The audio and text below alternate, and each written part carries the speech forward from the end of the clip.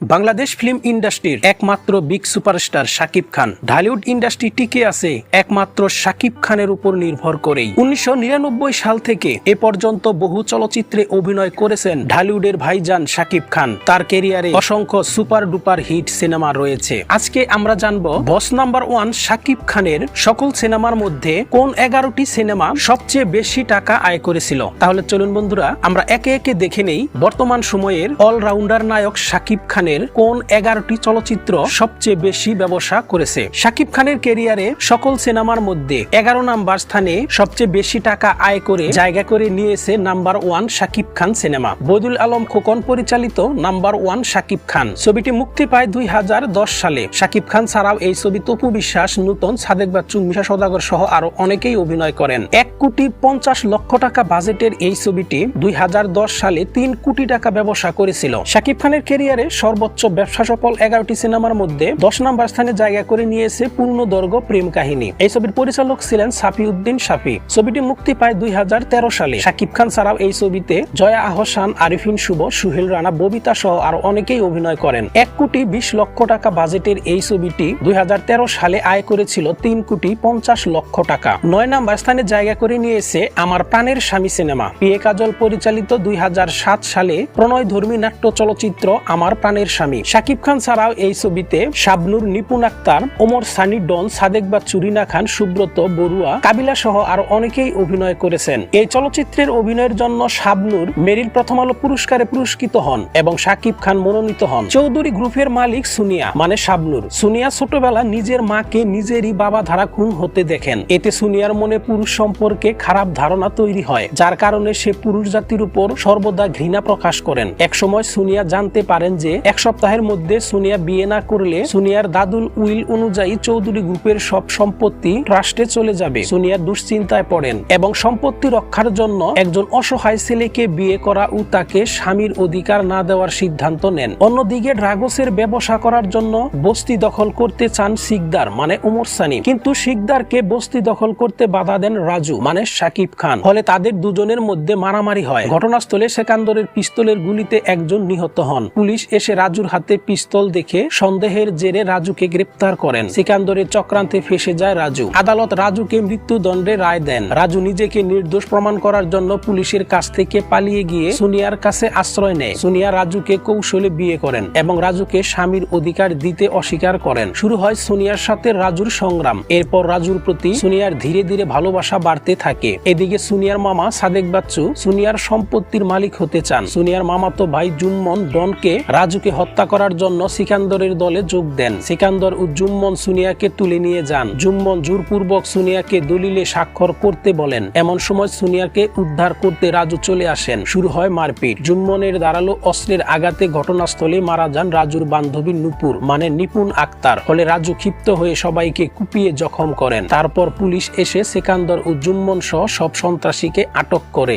এমনই গল্প নিয়ে নির্মিত হয়েছিল আমার প্রাণের স্বামী সিনেমাটি। 90 লক্ষ টাকা বাজেটের এই ছবিটি বক্স অফিস থেকে আয় করেছিল 4,23,00,000 টাকা। 8 নাম্বার স্থানে জায়গা করে নিয়েছে কোটি টাকার কাবিন সিনেমা। এই ছবির পরিচালক ছিলেন FI মানিক। এই ছবিটি মুক্তি পায় 2006 সালে। শাকিব খান ছাড়াও এই ছবিতে অপু বিশ্বাস, ডিপজল, ফারুক, রাজ্জাক, সুচরিতা, আফজাল শরীফ সহ আরো অনেকেই অভিনয় করেছেন। 2 কোটি টাকা বাজেটের এই ছবিটি বক্স অফিস থেকে আয় করেছিল 5 কোটি টাকা। 7 নাম্বার স্থানে জায়গা করে নিয়েছে শিকারী সিনেমা। 2016 সালে মুক্তিপ্রাপ্ত বাংলাদেশ ভারত যৌথ প্রযোজনায় নির্মিত চলচ্চিত্র শিকারী। চলচ্চিত্রটি যৌথভাবে পরিচালনা করেছেন জাকির হোসেন, সীমান্ত ও জয়দেব মুখার্জি। শাকিব খান ছাড়াও শ্রাবন্তী চট্টোপাধ্যায়, সব্যসাচী চক্রবর্তী, অমিত হাসান, খরাজ মুখোপাধ্যায়, সুপ্রিয় দত্ত এবং রাহুল দেব অভিনয় করেছেন। কলকাতার একটি স্থানে হঠাৎ করে কিছু নিখোঁজ বাচ্চার লাশের কঙ্কাল হাডগুডু খুঁজে পাওয়া গেল। এরপর সেই কিসের তদন্তের দায়িত্ব দেওয়া হলো জস রুদ্র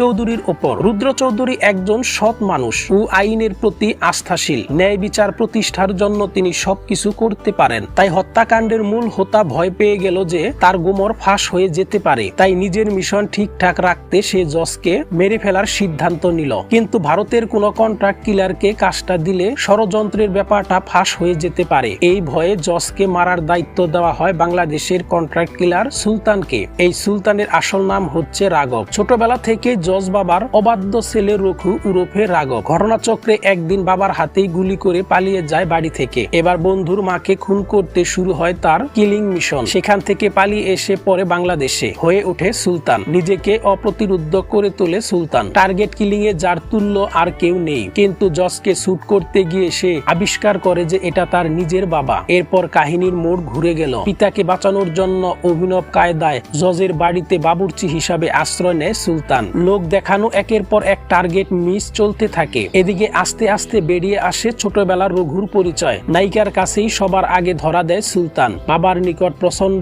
ঘৃণিত রাঘব তার আসল পরিচয় প্রকাশ করতে পারে না পিতার কাছে। এগুতে থাকে নায়ক নায়িকার প্রেম আর বাড়তে থাকে কাহিনীর গভীরতা। এমনই গল্প নিয়ে নির্মিত হয়েছিল শিকারী সিনেমা। শিকারী ছবির বাজেট ছিল 4 কোটি টাকা আর বক্স অফিস থেকে আয় করেছিল 7 কোটি টাকা। শাকিব খানের ক্যারিয়ারে সর্বোচ্চ 11টি ব্যবসা সফল সিনেমার মধ্যে 6 নম্বর স্থানে জায়গা করে নিয়েছিল নবাব সিনেমা। নবাব হচ্ছে 2017 সালে মুক্তিপ্রাপ্ত জয়দেব মুখার্জি পরিচালিত ইন্দো বাংলাদেশ যৌথ প্রযোজনার মারপিট ধর্মী থ্রিলার চলচ্চিত্র। শাকিব খান ছাড়াও এই ছবিতে শুভশ্রী গাঙ্গুলি, রজতাভ দত্ত, সব্যসাচী চক্রবর্তী, অমিত হাসান, অপরাজিতা আট্ট ও খরাস মুখোপাধ্যায় অভিনীত নবাব। CBI officer Rajib Chowdhury Shakib Khan. জঙ্গিবাদ ও সন্ত্রাস দমনে বদ্ধপরিকর মুখ্যমন্ত্রী অনন্য চ্যাটার্জি। সন্ত্রাসী হামলা থেকে রক্ষা করার পর তার নাম ছড়িয়ে পড়ে চারদিকে। বেশ কিছু নতুন দায়িত্ব দেওয়া হয় তাকে। একটি টেলিভিশন চ্যানেলের ক্রাইম রিপোর্টার সালমার মানে শুভশ্রী গাঙ্গুলির উপর দায়িত্ব পড়ে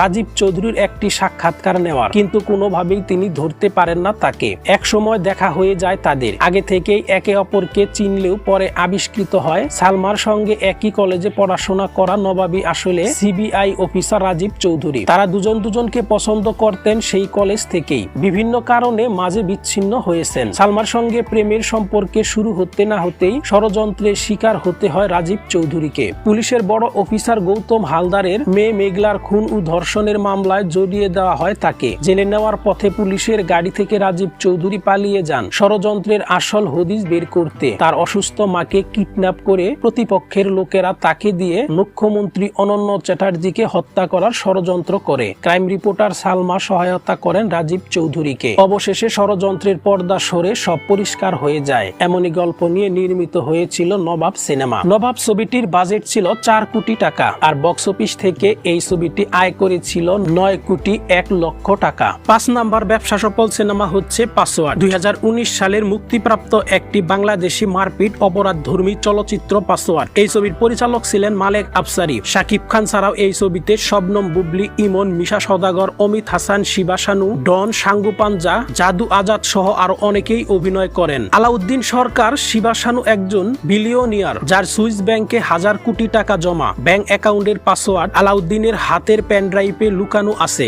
আলাউদ্দিনের সেই সুইস ব্যাংক অ্যাকাউন্টের পাসওয়ার্ড পেতে মরিয়া হয়ে ওঠেন ভিক্টর, মিশা সওদাগর, যিনি আন্ডারওয়ার্ল্ডের মাফিয়া ডন। একদিন আলাউদ্দিন জিম করতে এলে ভিক্টরের লোক তার কাছ থেকে পেন ড্রাইভ নিতে ফন্দি আটে। এমন ঘটনাচক্রে পেন ড্রাইভটি এসে রুশোর মানে ইমনের কাছে, যিনি একজন অটিস্টিক রোগী। পেন ড্রাইভটি তার বড় ভাই রুদ্রের মানে সাকিবের নজরে পড়লে সেটা ফেরত দিতে আলাউদ্দিনের অফিসে যায়। গিয়ে দেখে কারা যেন আলাউদ্দিনকে ছুরি আঘাত করেছে। আলাউদ্দিন মরার আগে তার সুইস ব্যাংক অ্যাকাউন্টের ব্যক্তিগত পাসওয়ার্ড রুদ্রকে বলে যায় এবং বলেন যে টাকাগুলো যেন বাংলাদেশ রিহেবিলিটেশন ফান্ডে জমা দিয়ে দেয় এবং এই টাকার জন্যই ভিক্টর তাকে হত্যা করতে চায়। ঘটনাস্থলে পুলিশের স্পেশাল ব্রাঞ্চ কর্মকর্তা এসি কবির খান মানে অমিত হাসান আলাউদ্দিন মৃত্যুর ক্লু খুঁজতে থাকেন। ভিক্টর পুলিশ কর্মকর্তা বিসিডিবি ভিক্টর সেজে ঘটনাস্থলে পেনড্রাইভ খুঁজতে থাকেন, কিন্তু তিনি পেনড্রাইভ কোথাও খুঁজে পাননি। ফলশ্রুতিতে ভিক্টর ডাক্তার শবনম রুদ্রের চিকিৎসক। শবনম বুবলি রুদ্র ও রুশুকে সন্দেহ করে এদের কাছে পেনড্রাইভটি থাকতে পারে। এমনই গল্প নিয়ে নির্মিত হয়েছিল পাসওয়ার্ড সিনেমা। 3 কোটি টাকা বাজেটের এই ছবিটি বক্স অফিস থেকে আয় করেছিল 11 কোটি টাকা। শাকিব খানের ক্যারিয়ারে সর্বোচ্চ ব্যবসা সফল 4 নাম্বার ছবিটি হচ্ছে প্রিয়া আমার প্রিয়া। 2008 সালে মুক্তিপ্রাপ্ত বাংলাদেশি কৌতুক মারপিট প্রণয় ধর্মী চলচ্চিত্র প্রিয়া আমার প্রিয়া। এই ছবির পরিচালক ছিলেন বদিউল আলম খোকন। শাকিব খান ছাড়াও এই ছবিতে সাহারা, প্রবীর মিত্র, রেহেনা জলি, মিশা সওদাগর, আফজাল শরীফ, মেহেদি, সাদেক বাচ্চু, ইলিয়াস কুবরা, সিরাজ হায়দার সহ আরো অনেকেই অভিনয় করেন। হৃদয় উরুফে শাকিব খান একজন কলেজ ছাত্র।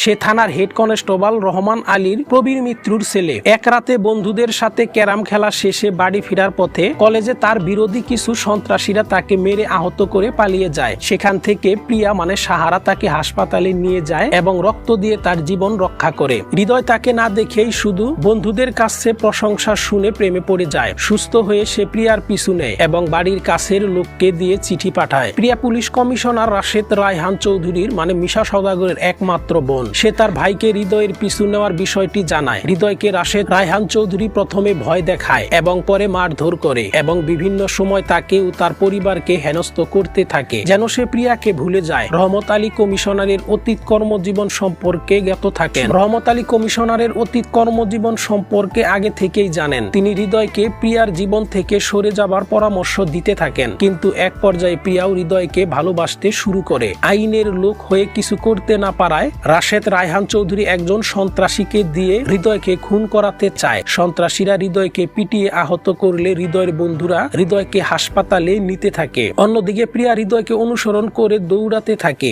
এমন সময় দৌড়াতে দৌড়াতে প্রাইভেট কারের সাথে ধাক্কা লেগে প্রিয়া পায়ে আঘাতপ্রাপ্ত হন। হৃদয় এবং প্রিয়া আঘাতপ্রাপ্ত হয়ে দুজনে একই হাসপাতালে ভর্তি হন। হাসপাতালে বন্ধুদের সহযোগিতায় হৃদয় পালিয়ে প্রিয়াকে দেখতে যায়। প্রিয়ার ভাই তাদের সম্পর্ক মেনে নিতে চায় না এবং হৃদয়কে যে কোনো মূল্যে প্রিয়ার জীবন থেকে সরিয়ে দিতে চায়। হৃদয় প্রিয়াকে নিয়ে পালাতে থাকলে সন্ত্রাসীরা হৃদয়ের পিছু নেয়। এরপর হৃদয় বাংলাদেশ পুলিশের আইনজীবী সিরাজ হায়দারের কাছে গিয়ে এসব ঘটনা খুলে বলে। আইজি সাহেব এসব শুনে রাশেদ রায় চৌধুরীকে সে সুযোগ দেন এবং বলেন ভবিষ্যতে এরকম ঘটনা আবার ঘটালে কঠোর ব্যবস্থা নেবেন। আইজি সাহেবের কথা শুনে রাশেদ রায় চৌধুরী ভীত সন্ত্রস্ত হন এবং তার মন গলে যায়। অবশেষে তিনি হৃদয় ও প্রিয়ার সম্পর্ক মেনে নেয়। এমনই গল্প নিয়ে নির্মিত হয়েছিল প্রিয়া আমার প্রিয়া সিনেমা। ৭৫ লক্ষ টাকা বাজেটের এই ছবিটি বক্স অফিস থেকে আয় করেছিল ১৫ কোটি টাকা। ৩ নম্বর ব্যবসা সফল সিনেমাটি হচ্ছে রাজকুমার। রাজকুমার ২০২৪ সালের বাংলাদেশি প্রণয়ধর্মী নাট্য চলচ্চিত্র। এটি পরিচালনার পাশাপাশি কাহিনী ও চিত্রনাট্য লিখেছেন হিমেল আশরাফ, যা ভার্সেটাইল মিডিয়ার ব্যানারে প্রযোজনা করেছেন আরশাদ আদনান। প্রেম, পারিবারিক সম্পর্ক এবং একজন স্বপ্নবাজ তরুণের বাংলাদেশ থেকে আমেরিকা যাত্রার গল্প নিয়ে আবর্তিত হয়েছে ছবিটি। শাকিব খান ছাড়াও এই ছবিতে কোটনি কফি, তারেক আনাম খান, আরশ খান, মাহিয়া মাহি, দিলারা জামান, এজাজুল ইসলাম, আনোয়ার হোসেন, ডিজে সুহেল, জাদু আজাদ, আহমেদ শরীফ সহ আরো অনেকেই অভিনয় করেছেন। এই ছবিটির বাজেট ছিল ৮ কোটি টাকা আর বক্স অফিস থেকে রাজকুমার ছবিটি আয় করেছিল ২৬ কোটি টাকা। শাকিব খানের ক্যারিয়ারে সর্বোচ্চ ব্যবসা সফল ১১টি সিনেমার মধ্যে ২ নম্বর স্থানে জায়গা করে নিয়েছে প্রিয়তমা সিনেমা। ২০২৩ সালের একটি বাংলাদেশি রোমান্টিক অ্যাকশন চলচ্চিত্র। এটি পরিচালনা করেছেন হিমেল আশরাফ। চলচ্চিত্রটির কাহিনী এককভাবে লিখেছেন প্রয়াত ফারুক হোসেন এবং তার সঙ্গে চিত্রনাট্য ও সংলাপ যৌথভাবে লিখেছেন হিমেল আশরাফ। শাকিব খান ছাড়াও এই ছবিতে ইদিকা পাল, শহীদুজ্জামান সেলিম, শিবা শানু, এলিনা শাম্মী, ডন, লুৎফর রহমান খান সীমান্ত, লুৎফর রহমান জর্জ, শহীদুল নবী, কাজী হায়াত, ইমতু রাশিদ সহ আরো অনেকেই অভিনয় করেন। ২,৫০,০০,০০০ টাকা বাজেটের এই ছবিটি বক্স অফিস থেকে কালেকশন করেছিল ৪৩ কোটি টাকা। শাকিব খানের ক্যারিয়ারে সর্বোচ্চ ব্যবসা সফল ছবি হচ্ছে তুফান। শুধু শাকিব খানের ক্যারিয়ারে নয়, বাংলাদেশের সমস্ত রেকর্ড ভেঙে ফিল্ম ইন্ডাস্ট্রির ১ নম্বর ব্যবসা সফল সিনেমা এখন তুফান। ২০২৪ সালের একটি বাংলা ভাষার অ্যাকশন থ্রিলার চলচ্চিত্র তুফান। তুফান ছবির পরিচালক হলেন বর্তমান সময়ের শক্তিশালী নির্মাতা রায়হান রাফি। তুফান ছবিতে শাকিব খান দ্বৈত চরিত্রে অভিনয় করেছেন। শাকিব খান ছাড়াও মিমি চক্রবর্তী, নাবিলা, চঞ্চল চৌধুরী, মিশা সওদাগর, ফজলুর রহমান বাবু, শহীদুজ্জামান সেলিম, গাজী রাকায়েত, সালাউদ্দিন লাবলু, মানব সাজদেব সহ আরো অনেকেই অভিনয় করেছিলেন তুফান ছবিতে। তুফান ছবিটির বাজেট ১০ থেকে ১২ কোটি টাকা। ১০ দিনেই তুফান ছবিটি আয় করেছিল ২৫ কোটি টাকা। তুফান ছবিটি এখনো ১৪টি দেশে চলতেছে। শেষ খবর পাওয়া পর্যন্ত তুফান ছবিটির বক্স অফিস কালেকশন হয়েছে ৫৭ কোটি টাকা। তো বন্ধুরা, আশা করি ভিডিওটি ভালো লেগেছে। যদি ভিডিওটি ভালো লাগে তাহলে অবশ্যই কমেন্ট বক্সে লিখে জানাবেন। আজকে এ পর্যন্তই।